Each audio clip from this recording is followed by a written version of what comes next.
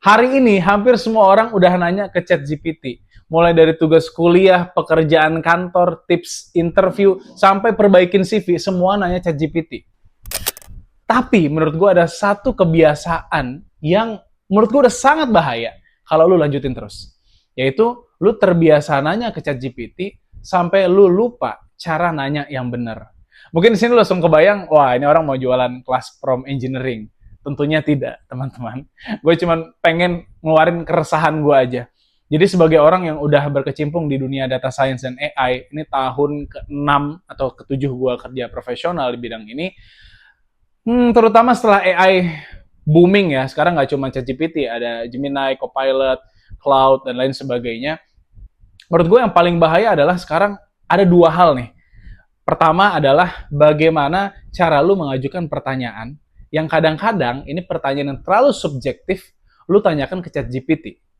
Itu mungkin bisa jadi perdebatan, tapi yang paling krusial menurut gue adalah yang kedua ini. Kapan lu bisa ngambil kesimpulan saat lu menanyakan hal yang subjektif tadi? Ini yang lebih penting. Gue pengen nge-stitch satu video dari Bang Dery kasih solusi. Coba lu tonton. Ini apa adanya aja langsung ya. Ini nggak usah diedit-edit ya, teman-teman. Coba ketik. Apakah alasannya seputar gini pokoknya? Apakah benar alasannya seorang Vicky Satari dijadikan direktur utama TVRI? Gue coba ngasal-ngasal aja nih, ya. Yang akhirnya adalah tujuannya untuk menghidupi ekonomi lokal di Indonesia. Sekilas pertanyaannya nggak ada yang salah menurut gue ya. Bisa dijawab oleh ChatGPT. Dan oke-oke aja. Promptnya sekilas benar.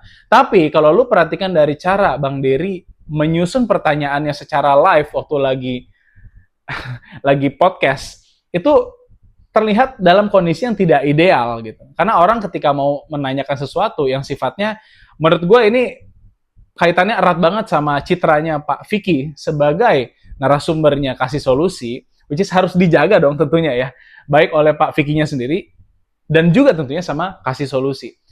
Tapi cara ngepromnya tadi kelihatan Bang Dery itu cukup lama, takes time tuh untuk nyusun pertanyaannya. Sehingga menurut gue tidak dalam kondisi yang ideal. Maka promptnya gue bilang improper ya, improper prompt. Maka menurut gue ini menjadi krusial. Kenapa? Karena kalau pertanyaan tadi dijawab dengan jawaban yang tidak sesuai ekspektasi, apa yang mau dilakukan sama kasih solusi? Mau nge-cut videonya, atau mau mencoba terus melanjutkan podcastnya dengan kondisi, kalau gue jadi Pak Dirut misalnya, jawabannya ini membentuk citranya jadi negatif di mata penonton, gue agak bete sih di situ pastinya ya.